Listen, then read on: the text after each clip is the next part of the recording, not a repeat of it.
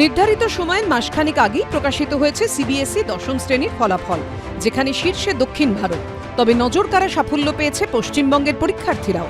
100% নম্বর পেয়েছে সল্টলেকের ভারতীয় বিদ্যাভবনের ছাত্রী অনিশা ঘোষ। অনিশা ইংরেজিতে পেয়েছে 100, বাংলায় 97, অঙ্ক, বিজ্ঞান ও সমাজবিজ্ঞান তিনটি বিষয়তেই সে পেয়েছে 100। অন্যদিকে আর্টিফিশিয়াল ইন্টেলিজেন্সেও 100 পেয়েছে অনিশা। ইংরেজি এবং বেস্ট অফ 4 ধরলে তার প্রাপ্ত নম্বর 100%। দুর্দান্ত ফলাফল করেছে দিল্লি পাবলিক স্কুল রুবি পার্কের পরীক্ষার্থীরাও। মোট 467 জন পরীক্ষার্থীর মধ্যেই 329 জনই 90% ওপর নাম্বার পেয়েছে, যা স্কুলের মোট পরীক্ষার্থীর 70.45%। সর্বোচ্চ নম্বর পেয়েছে জেইশা জাহমান, 99.08%। I was obviously expecting good grades, but to get this much, it was definitely a surprise. I got really emotional about it, but because after working so hard, it's really nice to see your result.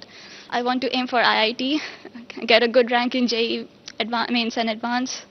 ওরা নিজেদের বেস্টটাই দিয়েছে, আর আমরা সবাই ভীষণই খুশি ওদের রেজাল্টে। যে পরিশ্রমটা যে সব টিচার্সরা করেছে, সবাই মিলে আমাদের প্রিন্সিপাল ম্যামের গাইডেন্সে, ম্যানেজমেন্টের গাইডেন্সে আমরা যে সফল হতে পেরেছি ফর দিস সেশন, তার জন্যে I am grateful to everybody, all my students. এবারে সিবিএসই দশম শ্রেণীর পরীক্ষায় মোট পরীক্ষার্থীর সংখ্যা ছিল 42,71,000। ছেলেদের টেক্কা দিয়েছে মেয়েরা। ফলাফলের শীর্ষে দক্ষিণ ভারত।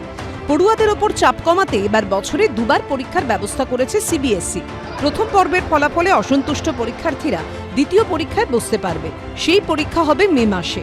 তার আবেদন শুরু হয়েছে বৃহস্পতিবার থেকেই। কৃষ্ণেন্দু অধিকারী রিপোর্ট, এবিপি আনন্দ।